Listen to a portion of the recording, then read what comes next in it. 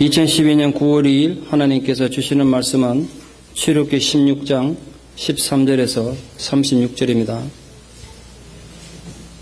출애굽기 16장 13절에서 36절 말씀 공부하겠습니다.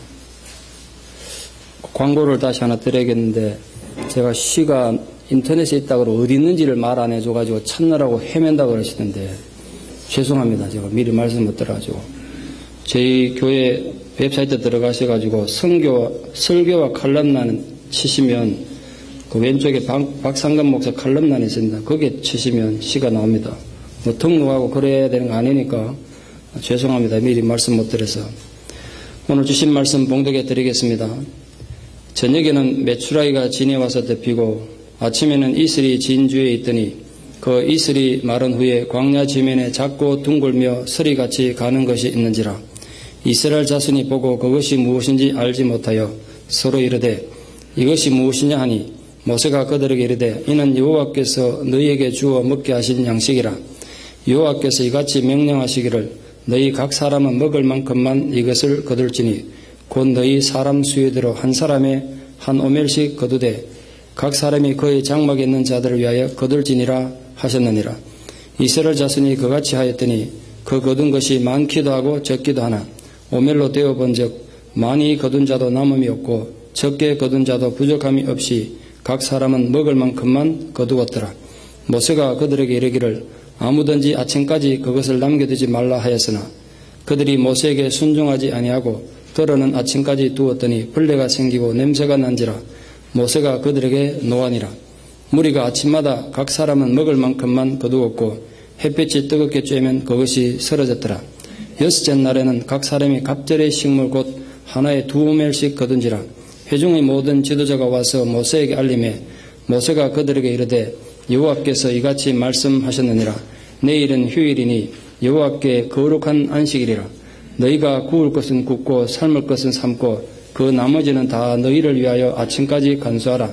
그들이 모세의 명령대로 아침까지 간수하였으나 냄새도 나지 아니하고 벌레도 생기지 아니한지라. 모세가 이르되 오늘은 그것을 먹으라.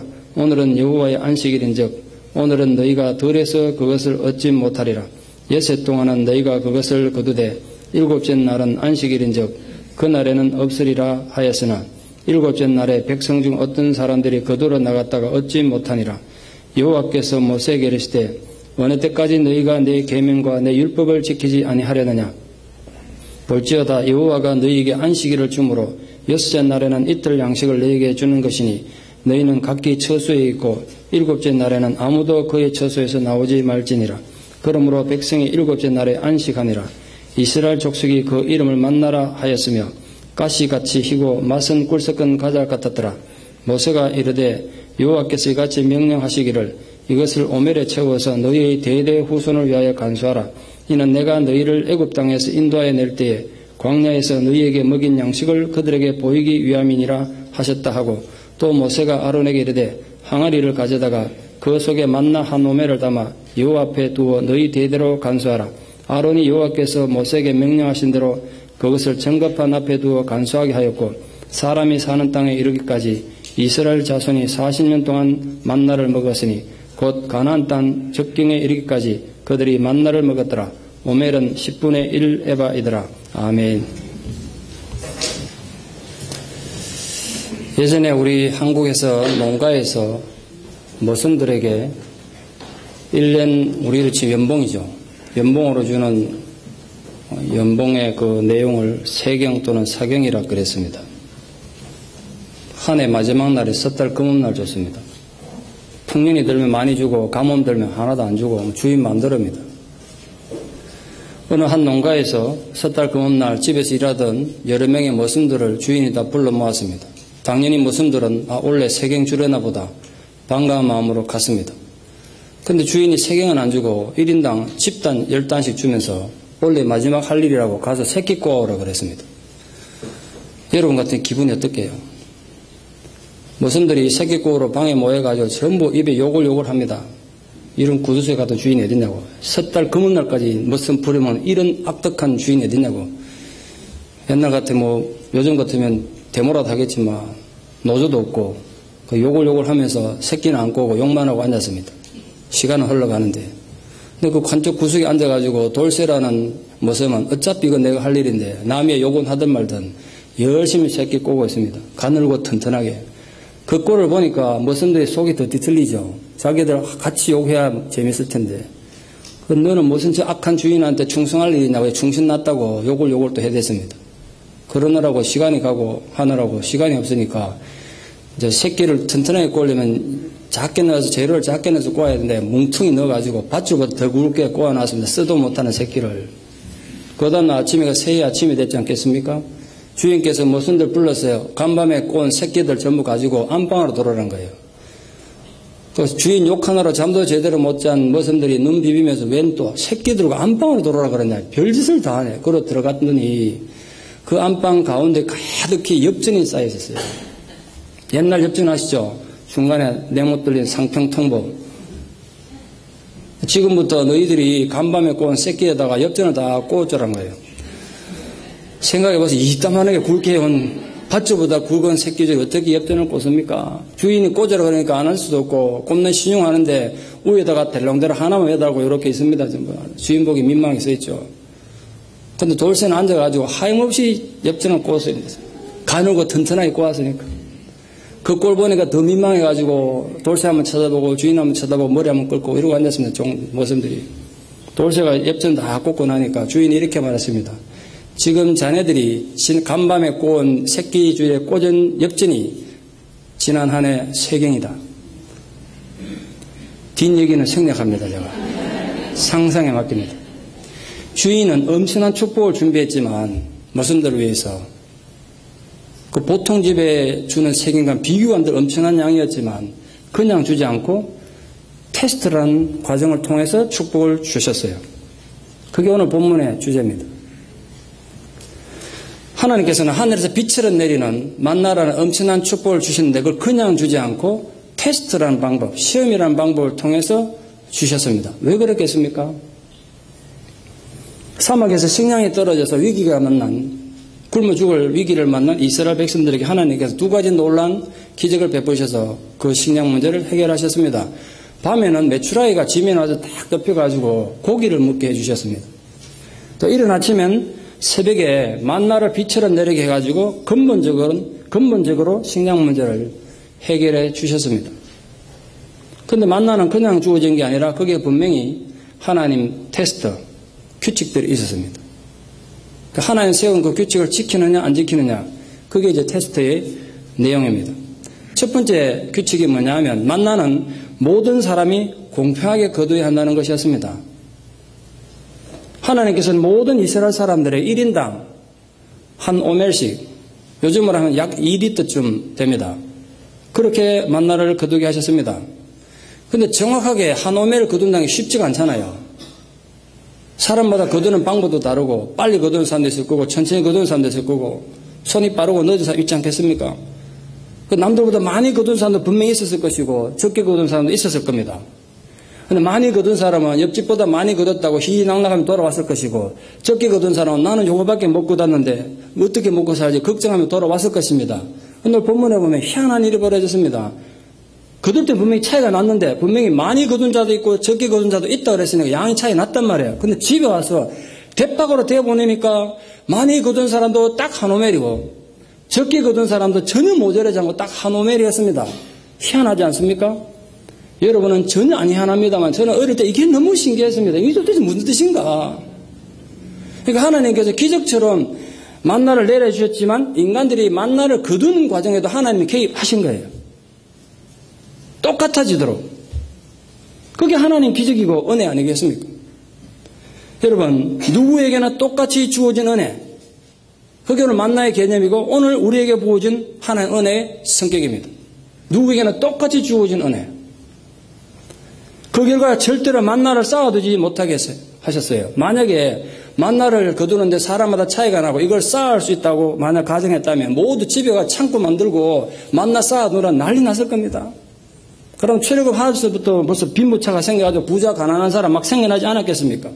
그럼 하나님 그렇게 못하게 하셨어요. 절대로 쌓지 못하게 하셨어요. 만나는 집에 많이 쌓아둔다고 만나를 많이 쌓아둔다고 부유해지는 게 아니라 그 만나를 먹은 내가 하나님 은혜로 내면이 변화되고 인격이 변화되고 상처가 치유되는 게 성숙이고 변화다 이거야. 만나 먹는다고 다 되는 게 아니라는 거예요. 그 쌓아둔다고 부자 되는 것도 아니고. 여러분 절대로 이 의미로 우리 삶에 좀 적용하면 내가 남들보다 이런저런 은혜 많이 받았다고 절대로 자랑거리를 쌓아두지 마십시오. 예수를 오래 믿었다는 게 자랑거리가 아니고요. 남들보다 내가 더 수고한다 절대로 자랑거리가 아니에요. 내가 남들보다 더 뜨겁게 기도한다는 것, 내가 더 열정적으로 성교하는 것, 더 헌신적으로 봉사한다고 절대로 자랑을 쌓지 마십시오. 그런 영적인 교만은 결코 하나님의 의도와는 전혀 관계없습니다. 솔직히 딱 까놓고 말씀드려가지고 어차피 여러분이 지금 가진 재물, 건강, 인생의 시간 하나님 주신 거 아닙니까? 오늘 당장 거둬가면 아무것도 아닌 거 아닙니까? 어차피 하나님 은혜 아니겠어요? 그런데 어찌 내 믿음 자랑하는 일로 하나님께 돌아갈 명예를 도적질하겠습니까? 하나님은 하나님 은혜를 내 명예를 위해 쌓아두지 못하게 하셨어요. 잊지 마십시오. 은혜에 관한은 우리 모두는 평등합니다. 하나님 앞에. 목사는 은혜를 더 많이 받고 집사는 적게 받고 뭐 그럴 것 같습니까? 똑같습니다. 은혜에 관한은. 박 목사가 받은 은혜나 여러분이 받은 은혜나 똑같다는 거예요. 모양은 다르지만. 모양은 다르겠죠. 그러나 누구나 똑같은 은혜로 사는 것입니다. 그러니까 절대로 남보다 우월의식 갖는 것도 문제고 나는 남보다 못하고 부족하다. 나는 열등감이 있다. 이렇게 열등에 빠지는 건 더 문제입니다. 나는 이렇게 불행한데 저 사람들은 왜 저렇게 행복하게 사냐? 절대로 그러지 마십시오. 은혜에 관한은 똑같습니다. 하나님 은혜는 공평하다는 사실을 절대로 잊지 마십시오. 이게 오늘 우리에게 주는 만나의 의미입니다. 둘째로 하나님께서 만나를 매일 거두게 하셨습니다. 근데 만나가 언제 내렸냐면 이른 새벽에 내렸습니다. 해가 뜨면 사라졌어요. 그러니까 여기도 있으실지 모르겠습니다만 밤중에 TV 끌어안고 은혜를 받으시다가 새벽에 일어나는 게 힘드신 분들은 만나 거두러 가기 굉장히 골치 아팠을 거예요. 괴로웠을 거예요. 잠자야 되는데 만나를 거두러 가야 되니까 얼마나 괴로웠겠어요. 근데 그 만나를 매일 거둬야 되는 거야. 이게 또 똑같은 만나인데 월급 주듯이 한 달에 한 번 주거나 하다못해 일주일에 한 번만 줘도 나머지는 놀 텐데 매일 거두르겠어요. 매일 귀찮게. 왜 그러셨겠습니까? 지금 우리가 그 옛날처럼 뭐 하늘에서 내리는 만나 먹고 살진 않습니다만 이 원리는 그대로 우리 삶에 적용됩니다. 그게 무슨 의미냐면 하나님 은혜는 누구나 필요하지만 어제의 은혜로 오늘을 살 수 없다는 거예요. 어제의 은혜로 오늘 사는 거 아니에요. 우리 모두 오늘 하루의 삶을 위해서 오늘 또 하루의 하나님 은혜가 필요한 것입니다.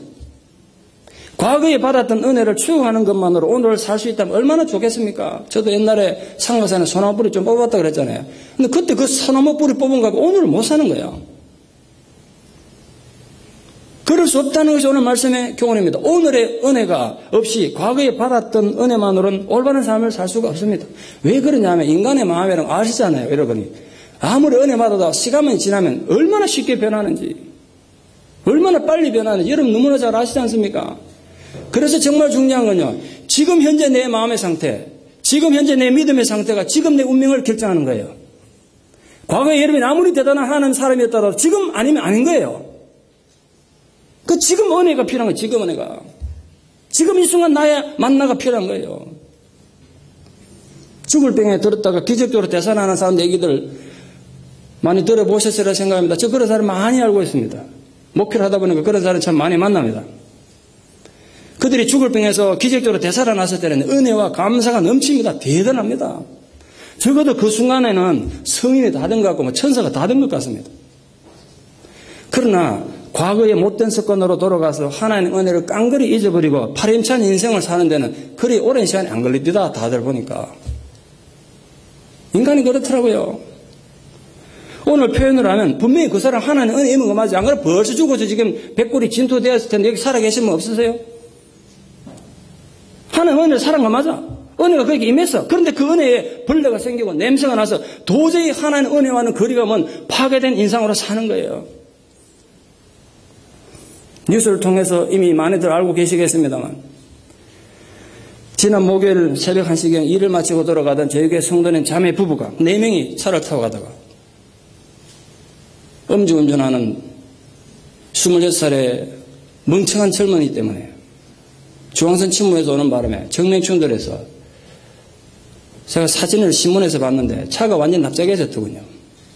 앞에 탔던 동생 부부는 그 자리에서 적사했습니다. 언니 또한 3번이나 수술했지만 하루 지난 금요일 오후 4시 35분에 자꾸 심장이 멎어가지고 결국은 사망 선고를 받고 운명했습니다. 목요일 저녁에 제가 병원을 찾아갔는데 이제 살아남은 형부만 제가 면회를 했는데요. 겉으로 봐서는 팔다리 부러져 기부사고 있어서 괜찮은 거 했는데 간호사가 와서 의식 없는 그 사람 누구 얘기합니다. 가망 없다고. 이 사람 지금이라도 산소호흡기 때문에 죽는데 아이들이 너무 어려가지고 이 결정한 사람이 없다고. 내보고 누가 관계가 어떻게 되는지 모르 내가 교회 목사라 그러니까 당신은 그럴 권한이 없다고. 고민이라고. 누군가 좀 책임질 사람이 와야 된다고 이렇게 얘기하셨어요. 앞이 캄캄합니다. 집사람이랑 제가 알아듣든지 못 알아듣든지 무엇이 속에 있는 그분 귀에 대고 소리치며 기도했습니다. 절대로 포기하면 안 된다고. 당신 4명의 자식을 생각해서라도 여기 살아 이겨내야 한다고. 우리 이겨내자고. 하나님 지켜주실 거라고 눈물로 기도했어요. 우리 금요일 저녁에 토요일 새벽에 기도 많이 하셨습니다. 하나님께서 그 기도를 들으셔서 좀 있습니다. 어제 오후에도 궁금해가지고 다시 또 가봤어요. 오전에 전화가 받겨 조금 호전된다고 그러더니 오후에는 또 전화가 와가지고 위독하다 또 그래 또 가봤더니 내가 갔을 때 눈을 떠 있더라고요. 의식을 회복해 있었어요. 내가 들어가자마자 너무 감사하고 반가워갖고 손을 잡고 살아줘서 고맙다고 내가 인사했어요. 살아줘서 고맙다고 너무 고맙다고 그분 나를 알아보더라고요. 목사님 오시다고 제 손을 꽉 붙잡던데 너누란 말투로 이렇게 말했어요. 그 말에 내 가슴이 너무 아프게 와닿았어요. 목사님 내 처제가 걱정이에요. 이분 상황이 어떻게 되나 하나도 모르겠더라고요. 그래서 내가 붙잡고 우리 기도하자고 기도한 중에 또 의식을 잃어버려서 제가 나왔는데 주변 분들도 얘기했어요. 다시 수술을 해야 한대요. 내장을 많이 다치고 간에 인펙션이 생겨서 수술하고 몸이 완쾌될 때까지 절대로 상황을 알지 마라. 이겨내기 위해서 힘이 필요한데 충격받으면 힘드니까 절대로 알리지 말라고 제가 부탁하고 왔어요. 여러분 현장에서 목숨을 잃은 두 분은 너무나 착한 사람들입니다. 그분을 기억하는 사람들 하나같이 너무 착한 사람들이었다고 얘기를 하셨어요. 아직도 살아갈 일이 너무나 창창한 젊은 분들입니다. 이제 겨우 38살입니다. 세상을 뜨기 너무 아까운 나이 아닙니까? 어떤 어른분은 저한테 전화 오셔서 울면서 그랬어요. 목사님 나 같은 늙은애가 죽어야 되는데 너무 젊은 사람이 아깝게 죽었다고. 신방 가서 대화를 나눌 때 그들에게서 보았던 그 순수하고 선한 눈길이 잊혀지지가 않습니다. 요즘 사람 같지 않게 정말 선하고 착한 사람들이어서 그래서 제가 마음이 너무 아파요. 그런데 여러분 오늘 이렇게 예배드리는 우리들 중 누구도 그렇게 세상 떠날 수 있다는 거 아십니까? 우리도 그렇게 할 수 있다고요. 이미 죽었어야 될 목숨들이 기적처럼 살아있는 분들도 계시겠죠. 그런데 제가 묻고 싶습니다. 여러분 다시 얻은 그 생명 가지고 어떻게 살고 계십니까 지금? 여러분들이 오늘 숨쉬는 이 하루가 그 젊은 분들에게는 허락되지 않았습니다. 오늘 우리가 살아가는 이 하루의 시간 자체가 하나님께서 우리에게 허락하신 축복의 만나인 거 아십니까? 이 하루가 오늘 우리에게 준 하나님 만나란 말이에요. 그럼에도 불구하고 덤으로 얻은 생명 가지고 하나님 욕되게 하는 삶을 산다면 너무 험한 인생 아닙니까? 자신의 탐욕과 고집만 부린다면 추한 인생입니다. 그때 죽어야 할 때 이미 죽은 게 차라리 낫지 않습니까? 그러면 욕되게 살 바에는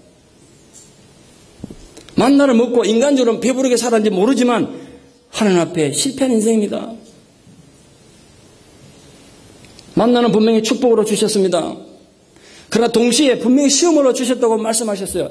절대로 내일까지 남겨두지 말라고 하나님 명령하셨습니다. 그 명령을 지키나 안 지키나 하나님 볼 거라고 그러셨어요. 여러분 내일은 없는 거예요. 내일은 없다고 해 누구에게나. 누가 큰 소리 칠 수 있습니까? 오늘 내 삶에서 하나님께 제대로 순종하는 게 정말 중요해요. 그런데 그 명령을 또 지키지 않고 다음 날까지 남겨둔 사람들이 있었다는 겁니다. 그래서 벌레가 생기고 냄새가 나서 먹을 수가 없었대요. 그래서 이 지상의 모든 사람들보다 온유함이 컸다는 모세가 화를 냈다고 성경에 기록되어 있습니다. 그 엄청난 기적을 체험한 이스라엘 백성들은 왜 내일까지 남겨두지 말라는 하나님 그 가장 기본적인 명령조차 지키지 못했는지 아십니까? 바로 하나님 약속을 믿지 못했기 때문입니다. 그들은 하나님의 기적을 눈으로 보면서도 내일에 대한 불안감이 하나님 약속보다 더 크게 작동한 것입니다. 하나님이 내일도 만나를 주신다고 약속한 건 맞다. 내 알아. 그런데 만약에 내일 안 내리면 어떡하냐 거야. 만약에 안 내리면 나만 손해보는 거 아니냐. 나만 바보 되는 거 아니냐 거야.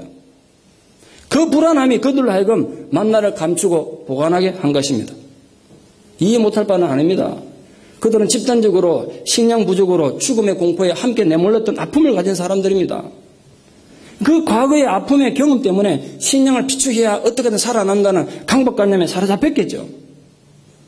그 결과 하나님을 불신하고 하나님의 명령을 거역하게 된 것입니다.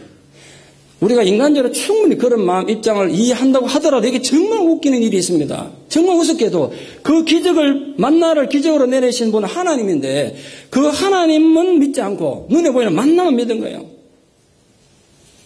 만나는 믿었는데 그 만나를 내리는 하나님은 못 믿는 웃기는 일이 벌어진 겁니다. 그것은 광야 이스라엘만이 아니라 오늘 사는 우리도 쉽게 빠질 수 있는 함정입니다. 왜 그런 함정에 빠졌는지 아십니까? 우리 신앙이 기적에만 가치를 두고 의미를 두고 하나님 약속에 대해서는 믿음을 갖지 못하기 때문에 그렇습니다. 우리가 신앙이 기적에만 자꾸 초점 맞추고 살면요. 기적이 일어나지 않거나 기적이 의미가 없어지면 신앙 자체가 뿌리쳐 흔들립니다. 그런 분들 참 많습니다. 그러나 신앙의 초점을 하나님께 두면 기적이 일어나든 안 일어나든 하나님과 관계가 중요하기 때문에 내 믿음이 흔들리지 않습니다. 어차피 신앙의 기초가 하나님을 신실함에 두고 있기 때문에. 신앙이 하나님 그분 자체가 아닌 기적에다 자꾸 의미를 두면요. 신앙을 유지하기 위해서는 계속해서 어떤 기적이 일어나야 돼요. 계속. 예전보다 더 큰 강렬한 어떤 기적이 일어나야 됩니다. 기적이 일어나지 않으면 당장 불안해집니다. 오늘 이스라엘의 불안은 여기서 시작됐습니다. 내일 또다시 기적이 일어난다는 보장이 없지 않습니까? 왜냐하면 하나님 약속을 믿은 게 아니라 기적으로 주어진 만나에만 의미를 두었기 때문입니다. 그래서 만나를 보관할 수밖에 없었어요. 하나님 주신 약속보다는 현실의 배고픔에 대한 두려움이 더 컸기 때문에 그렇습니다. 그 결과 만나에는 벌레가 생기고 악취가 풍겼습니다. 이건 우리가 그냥 읽고 지나갈 수도 있는 문제입니다만 굉장히 두렵고 놀라운 말씀입니다. 분명히 만나는 하나님 기적으로 준 하나님 은혜의 선물 맞습니다. 그런데 그 은혜가 있어야 될 자리에 제자리에 있지 않으면 썩고 냄새가 난다는 건 두려운 일 아닙니까? 그 사람 은혜 안 받은 게 아니라 은혜 분명히 받았어요.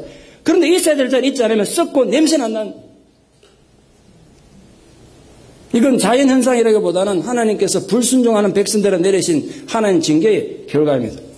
아무리 하나님 은혜가 하늘의 빛처럼 쏟아지는 하나님 은혜가 있어도 우리 집에는 썩은 만나, 냄새나는 만나만 쌓여 있는 거예요. 그 비극적인 상황을 한번 상상해 보세요. 지금 여러분의 영적인 상태는 어떻습니까? 하나님께 대단히 축복받았다고 나는 이런 축복받았다고 그래서 이렇게 잘 산다고 자랑하기보다도 하나님께 올바른 순종과 충성할 수 있음을 감사하는 진정으로 복을 누리는 성도 되기를 진심으로 축원합니다.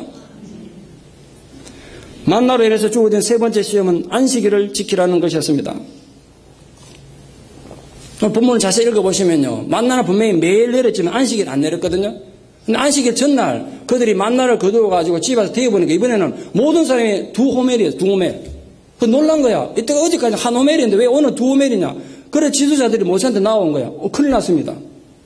하나님께서 분명히 한 호멜만 거두어가는데 오늘 전부 2호멜입니다. 어떻게 하면 좋습니까? 그래 물은 겁니다.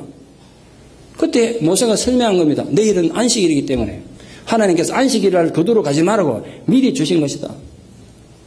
그 두 가지 예외를 주셨어요. 그 다음 날까지 보관하면 안 되는 데 대한 예외가 주어졌고 그 다음 날까지 보관해도 벌레가 생기지 않는 예외를 주셨다는 거예요. 하나님께서 그렇게 하신 이유가 뭐겠습니까? 안식일의 중요성. 예수님 부활하시고 나서는 주일이 안식일이 됐으니까 우리로 치면 이제 주일의 중요성, 다시 표현하면 예배의 중요성을 가르치기 위한 하나님 마음이셨어요.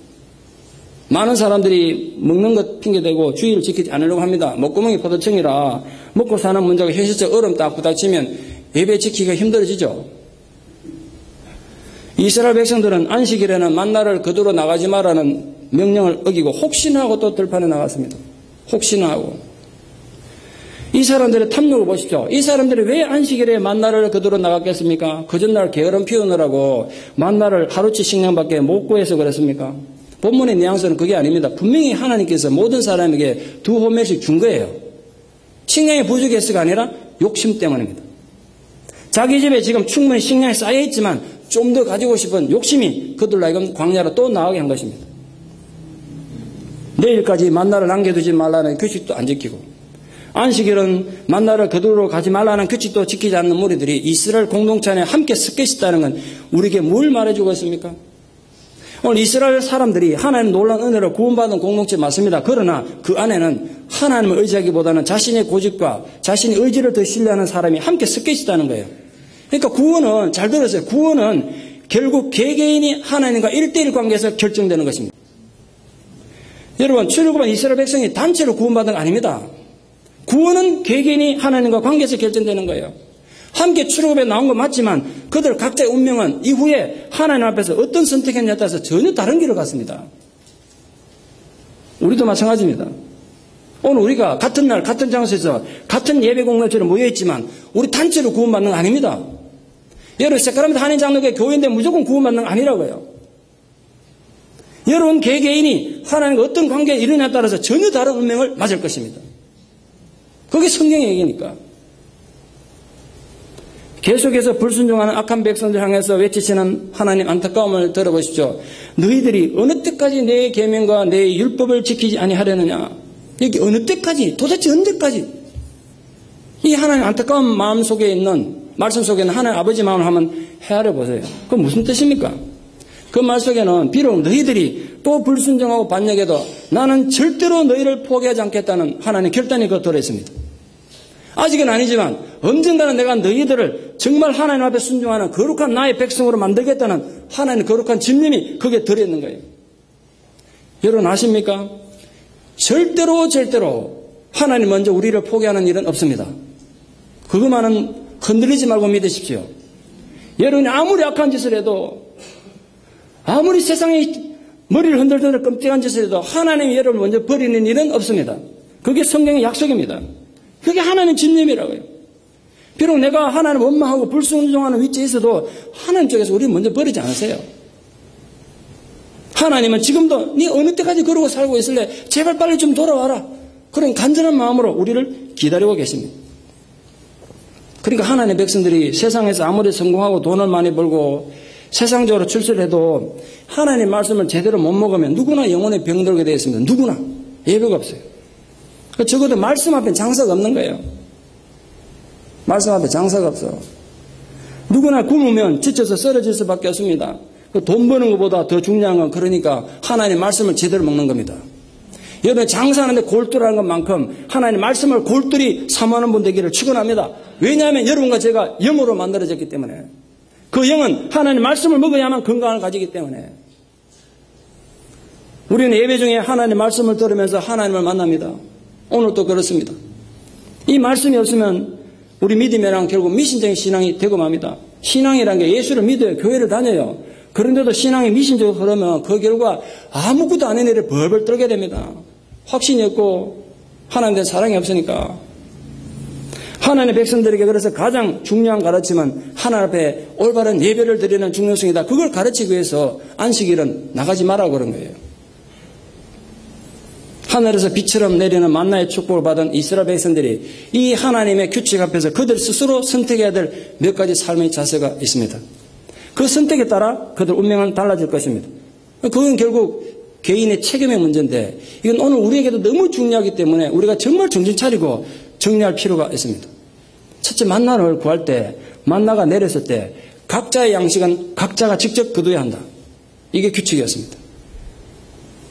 이스라엘 백성들이 난생 처음 보는 만나를 보고 선택할 수 있는 건 두 가지 있겠죠.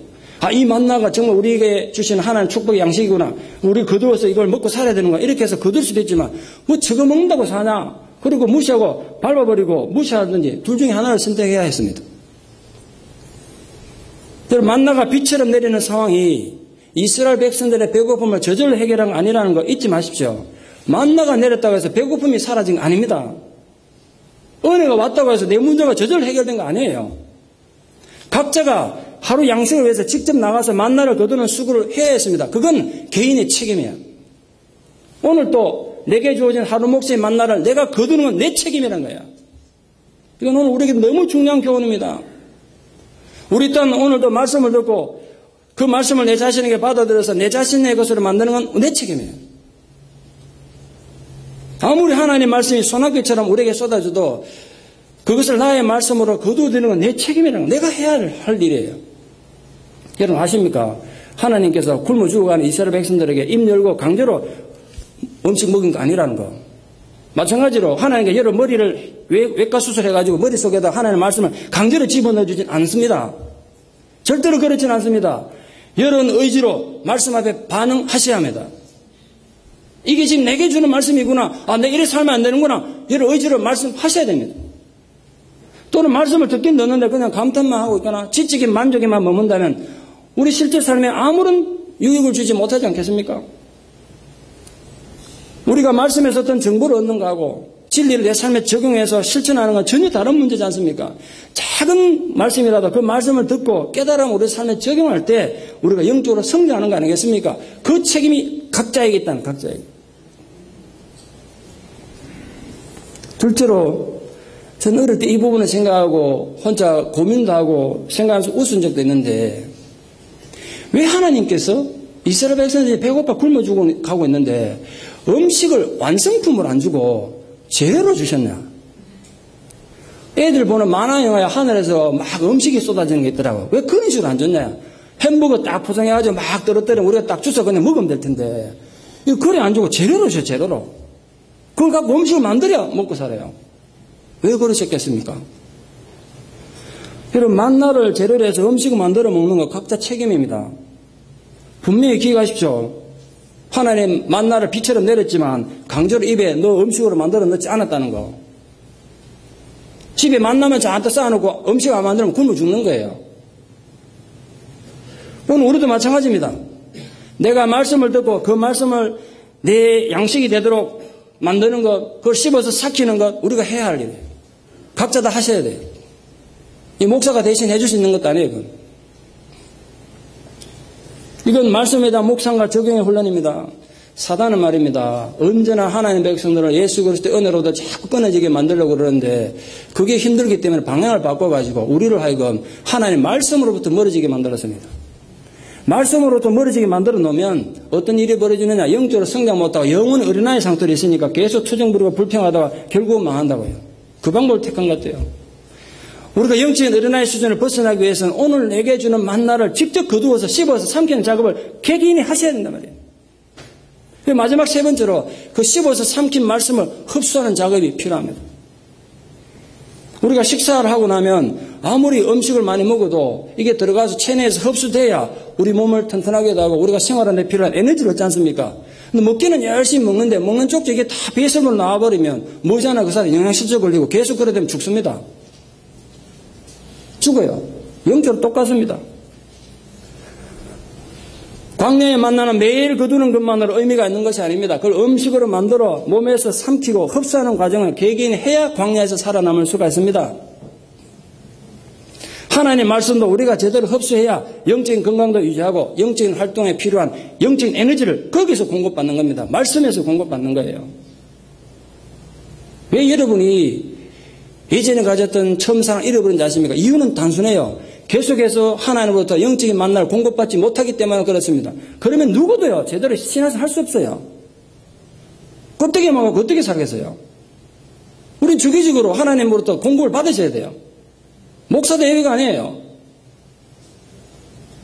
말씀을 흡수하는 일은 영적인 영양분을 섭취하는 데도 중요하지만 세상에 다양한 유혹이 많지 않습니까? 얼마나 악한 일들이 많습니까? 거기서부터 우리 자신을 지키기 위한 영적인 경비병을 세우는 일이에요. 그래서 주기적으로 필요한 거예요. 이게. 예레미야 15장 16절 말씀 이런 말씀이 있습니다. 내가 주의 말씀을 얻어먹어 사오니 예레미야는 말씀을 얻어먹었다고 표현했어요. 내가 주의 말씀을 얻어먹어 사오니 주의 말씀은 내게 기쁨과 즐거움을 주셨다. 내 마음에 기쁨과 즐거움을 주더란 거예요. 말씀을 얻어먹으니까. 예레미야는 하나님의 말씀을 통해서 기쁨과 즐거움을 얻었다고 분명히 표현했습니다. 아시다시피 예레미야 별명이 눈물의 선지자입니다. 시대를 잘못 만나서 한생에 참 슬프게 살았던 사람입니다. 비참하게 살았던 사람입니다. 직업은 선지자인데. 그러나 그는 그런 시대적 슬픔에도 불구하고 개인적인 불행에도 불구하고 하나님의 말씀을 먹고 섭취해서 기쁨과 힘을 얻었다는 거예요. 우리가 구원을 얻기 위해서만이 아니라 하나님과 매일 동행하고 하나님의 사역을 하기 위한 힘을 얻기 위해서 말씀을 흡수하는 일이 정말 중요합니다. 그렇다면 여러분, 지난 한 주간 주로 뭘 섭취하다 오셨습니까? 정말 여러분 영혼을 살리는 하나님의 말씀을 섭취하셨습니까? 아니면 텔레비만 꺼놓고 텔레비만 섭취하다 오셨습니까? 하나님을 찬양하는 경건한 문화를 섭취하셨습니까? 아니면 하나님을 모독하는 타락한 문화를 섭취하다 오셨습니까?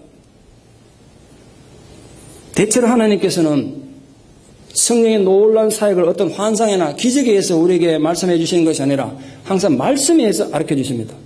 말씀에 의해서. 하나님의 계획도 말씀을 통해 알려주십니다. 여러분 잊지 마십시오. 만나가 비처럼 내려는 축복의 광야였지만 이스라엘 백성들 개개인이 자신의 몫의 만나를 직접 거둬야 했습니다. 그 개인적인 책임으로부터 누구도 자유롭지 못했습니다. 그 시대에는 그 시대에 만나가 있었겠죠. 그럼 오늘 우리에게는 우리 시대에 필요한 하나님의 만나가 있지 않겠습니까? 하나님 오늘도 우리를 공급해 주실 것이고 우리가 거둬야 한단 말이에요. 문제는 각 사람은 스스로 자기 영적 양식을 거둬야 한다는 거 잊지 마세요. 여러분 지금 옆에 앉아있는 사람, 여러분 아내, 여러분 남편의 만나로 내가 살 수 없습니다. 그러면 얼마나 좋겠습니까? 어떤 분은 농담 삼아 나는 우리 아내 치맛자락 붙들고 천국 가겠다는데 한번 해보셔야 되는가? 그러면 얼마나 좋겠어요? 안 돼요. 여러분 구역장이나 믿음 좋은 성도, 다른 성도의 만나로 나의 영적 건강을 절대로 지킬 수 없습니다. 다시 강조해서 말씀드립니다. 구원에 관한 한 내 구원은 하나님과 나의 1대1의 관계에서 결정되는 거예요. 부모 탓도 아니고 목사 탓도 아니고 여러분 개인의 책임이란 말이에요. 그건 알고 믿으셔야 돼요. 배고픔이 심할수록 우리가 더 크게 식욕을 느끼는 것처럼 영적인 배고픔이 클수록 내가 하나님의 말씀을 먹어야 되는구나, 그래 내가 살 수 있구나, 그 갈급함이 더 간절해지지 않겠습니까? 그런데 우리가 식사 전에 애나 어른이나 군것질을 실컷 하고 나면 밥맛 없습니다.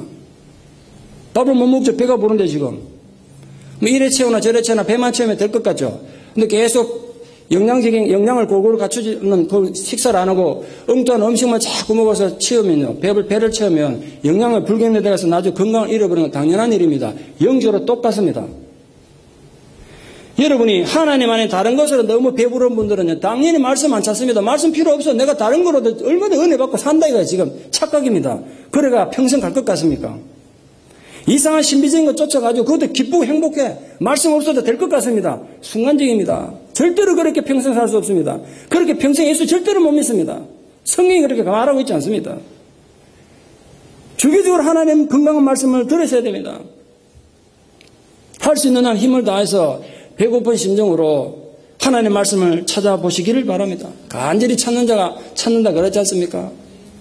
오늘 처음 교회에 나오셨더라도 그 간절함이 있는 분들은 놀라운 하나님의 만나를 가질 것이고 그것을 먹고 섭취함으로써 하나님 위로를 맛볼 것입니다. 천국의 소망을 가지고 돌아가게 될 것입니다. 마지막으로 하나님께서는 만나 한 오매를 영구 보관해서 자손들에게 유산으로 남기라고 명령하셨습니다. 제가 이 자녀의 유산에 대해서 다음 세대에 대해서 여러 번 말씀드려서 다시 얘기하지는 않겠습니다. 그러나 얼마나 중요한가 다시 보십시오.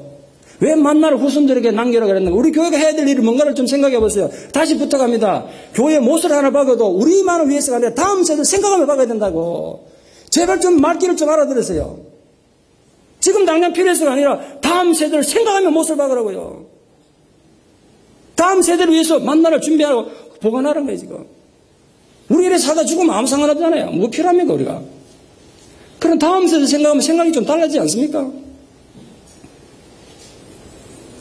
하나님이 보관하라고 하신 만나는 영구적으로 상하거나 벌레가 생기지 않았습니다. 다른 만나들은 하루만 지나면 벌레가 생기고 냄새가 났는데 그건 달랐던 거죠. 이유는 아무것도 먹을 수 없는 광야에서 하나님께서 이토록 희한한 먹을거리로 너희 조상들을 먹이고 살렸다. 그러니까 너희들이 하나님만 믿고 살면 제대로 사는 거야. 이걸 가르치기 위해서, 후손들에게 신앙 교육을 위해서 보관하라는 것입니다. 우리는 무엇을 우리 후손들 위한 만나로 보관하시겠습니까?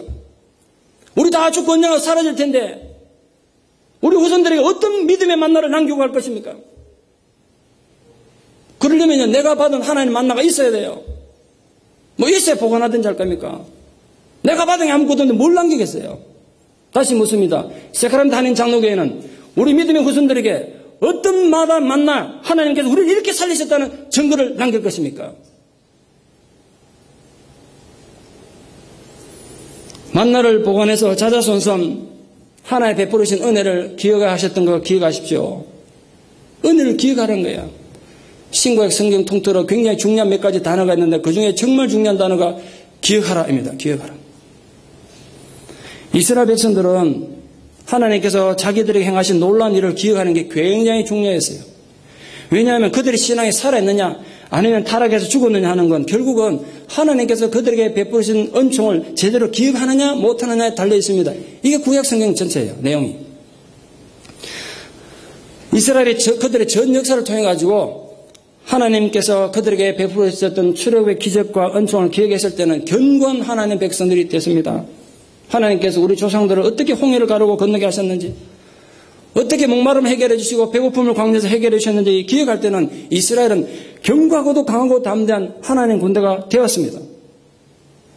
그러나 그 하나님의 은총을 망각할 때는 그들이 하나님 주시는 놀라운 은총과 풍요로운 가운데서도 비참하게 망하고 말았습니다. 그게 구약 성경의 얘기 아닙니까? 우리 또한 마찬가지입니다. 우리가 뜨겁게 살아있는 생명이 있는 신앙인이 되기 위해서는 하나님의 베푸신 인자하신 그 은총을 늘 기억해야 합니다. 그러니까 현재 내가 당한 어려움을 자꾸 얘기하고 불평하고 원망하기 전에 이미 하나님께서 내게 과거에 베푸신 은혜를 기억하고 그걸 새롭게 오늘 만나를 또 새롭게 받으란 말이에요. 하나님은 만나를 항아리에 넣어 창고에 보관하라고 하지 않으셨습니다. 살독이나 곡간에 넣으라고도 하지 않으셨습니다. 어디에 보관하라고 하셨죠? 여호와 앞에. 왜 여호와 앞이라고 그랬습니까? 그들이 하나님 전에 제사 드리러 올 때마다, 우리를 치면 예배 드리러 올 때마다 그 전에 하나님 전 앞에 있는 만나를 보고, 아, 그렇지, 우리 조상들은 하나님 저렇게 먹이셨는데 저게 우리 전건데 그걸 깨달으는 거예요. 그래서 그게 두란 겁니다. 오늘 우리도 마찬가지입니다. 한 주간 바쁘게 막 정체집 살다가 여러분 이 예배에 나올 때마다 그런 감격 있기를 축원합니다. 아, 그런 내가 이렇게 예배당에 예배드려 나올 수 있다는 이 중요한 사실이 하나님 나를 사랑하는 증거구나. 이 예배 가운데 하나님 주시는 은혜가 있구나. 증거를 만나고 돌아가십시오. 그 여러분이 예배에 나올 때마다 어떤 하나님 증거를 만나고 돌아가십니까? 우리 모두에게도 하나님께서 내 인생에 관심을 가지고 도와주신다는 신실한 증거를 예배를 드리러 나올 때마다 만나는 감격이 있기를 축원합니다. 결혼을 맺습니다. 만나는 하나님의 축복이었습니다. 누구도 부인할 수 없습니다. 그런데 그 축복은 시험으로, 테스트로 주셨습니다. 그 시험을 이긴 자는 광야에서도 살아남았고, 그 시험에 실패한 자들은 축복의 만나를 먹으면서도 다 광야에서 죽었습니다. 이제는 여러분의 선택의 차례입니다. 오늘도 하나님은 예배 중에 말씀의 만나를 우리에게 주셨습니다. 축복으로 주셨습니다. 그러나 그 축복과 하나님의 은혜는 시험과 테스트로 주어질 것입니다. 그 여러분들이 하나님의 음성에 정말 겸손히 귀 기울이고 순종해서 하나님의 축복이 진정한 축복이 되어서 생명을 누리는 삶을 사는 자들이 될 것입니까? 아니면 끝내 하나님의 말씀에 소나기가 소낙비처럼 쏟아지는 가운데도 불순종해서 비참한 실패자가 될 것입니까? 선택하십시오. 기도드리겠습니다. 하나님께서 은혜의 소낙비 같은 만나를 내려주실 때 그냥 내려주시지 않고 분명히 시험과 테스트를 겸하여 주셨다고 성경은 여러 번 말씀하고 있습니다. 놀라운 하나님의 기적을 눈으로 보고도 실패했던 이스라엘의 그 실패를 우리가 교훈 삼아 주님, 저희들은 주님의 기쁨이 되는 성도가 되기를 소망합니다. 우리에게 오늘도 은혜로 주어지는 말씀의 만나를 우리가 굳게 붙잡고 내가 나에게 준 만나를 내가 손수 거두는 수고를 아끼지 않겠습니다. 그 만나를 내 영혼의 양식으로 열심히 만들겠습니다. 그것을 열심히 먹고 섭취함으로 하나님께서 주시는 영적인 힘과 영적인 은혜를 잘 공급받아서 믿음으로 승리하는 살아있는 하나님의 종들, 하나님의 일꾼들이 되게 하여 주시옵소서. 예수님 이름 받들어 기도드리옵나이다. 아멘.